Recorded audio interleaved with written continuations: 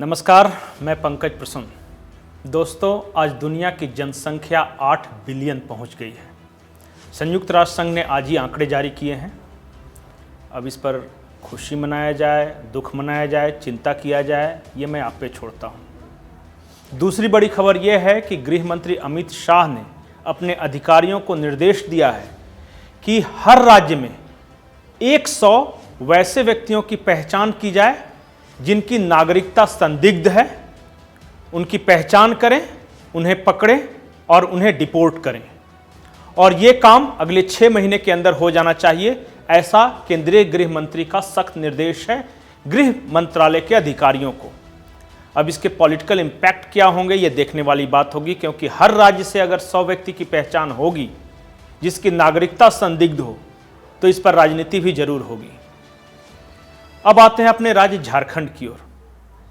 झारखंड आज स्थापना दिवस मना रहा है और झारखंड के 22 साल के इतिहास में ऐसा पहली बार हुआ कि जब स्थापना दिवस समारोह बिना मुख्य अतिथि के मनाया गया। राष्ट्रपति द्रौपदी मुर्मू चीफ गेस्ट थीं, लेकिन वो किन्हीं कारणों से उलिहातू आई बिरसा मुंडा के गांव, वहां से वो मध्य प्रदेश के लिए रवाना हो गई। इसके बाद कहा गया कि मुख्यमंत्री हेमंत सोरेन खुद राज्यपाल को इनवाइट करने पहुंचे। उन्होंने गुजारिश की, लेकिन राज्यपाल भी इस कार्यक्रम में शामिल नहीं हुए। तो मुख्य अतिथि तो नहीं थे। इस कार्यक्रम में धन्यवाद ज्ञापन भी नहीं हुआ, जो कि आमतौर पर होता है। सवाल ये कि क्या संवैधानिक पदों पर बैठे व्यक्तियों को राजनीति से दूर नहीं रहना चाहिए? इसका जवाब भी है। जवाब भारतीय जनता पार्टी की ओर से आया। भारतीय जनता पार्टी के कुछ नेताओं का आरोप था कि राज्यपाल को पहले इनवाइट ही नहीं किया गया था इस कार्यक्रम के लिए, जब तक द्रौपदी मुर्मू, जो कि राष्ट्रपति, उनका कार्यक्रम फिक्स था। जब द्रौपदी मुर्मू का कार्यक्रम कैंसिल हुआ तब राज्यपाल को इनवाइट किया गया। ऐसे में प्रोटोकॉल के लिहाज से क्या राज्यपाल को आना चाहिए था या नहीं, ये विवाद का विषय है। लेकिन झारखंड में जो भी कुछ हुआ ये दुखद है, ऐसा नहीं होना चाहिए था। दूसरी बात जो कि भारतीय जनता पार्टी के नेताओं की ओर से कहा गया कि आईपीआरडी की ओर से अखबारों में जो भी विज्ञापन निकाले गए स्थापना दिवस समारोह को लेकर, उसमें राज्यपाल का चेहरा नहीं था। उसमें सिर्फ एक चेहरा था, वो था मुख्यमंत्री हेमंत सोरेन का।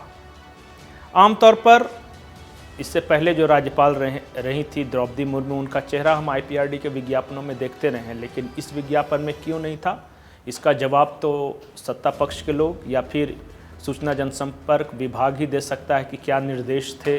ज़्यादा टेक्निकल चीज़ें हमें पता भी नहीं है।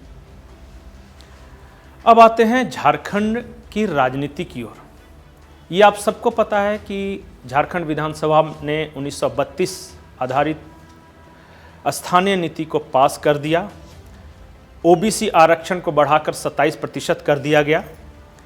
अब निकाय चुनाव होने वाले हैं और कहा यह जा रहा है कि 1932 पास होने के बाद जनता के बीच जो मूड है, खास करके शहरों में, इन निकाय चुनाव में जो नगर निगम के चुनाव होंगे, इसमें काफ़ी कुछ सामने आ जाएगा।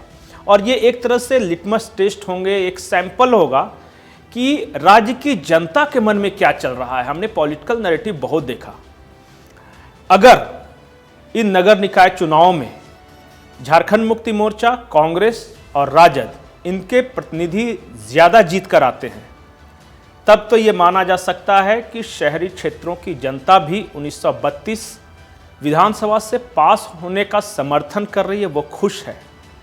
लेकिन अगर शहरी क्षेत्रों में चुनाव परिणाम विपक्ष के पक्ष में आता है, यानी भारतीय जनता पार्टी के ज़्यादा लोग जीतते हैं, तो इसका संदेश ये जाएगा कि शहरों में 1932 के खतियान आधारित स्थानीय नीति को लेकर, या जिस तरह से आरक्षण बढ़ाकर 77% तक कर दिया गया है उसे लेकर, या फिर ये जो बाहरी भीतरी भाषा वगैरह का विवाद चलता रहा है, इससे झारखंड का आम शहरी खुश नहीं है, वो नाराज है।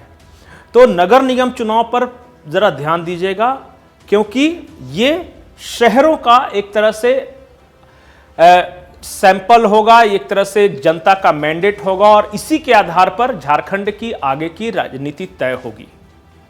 नमस्कार।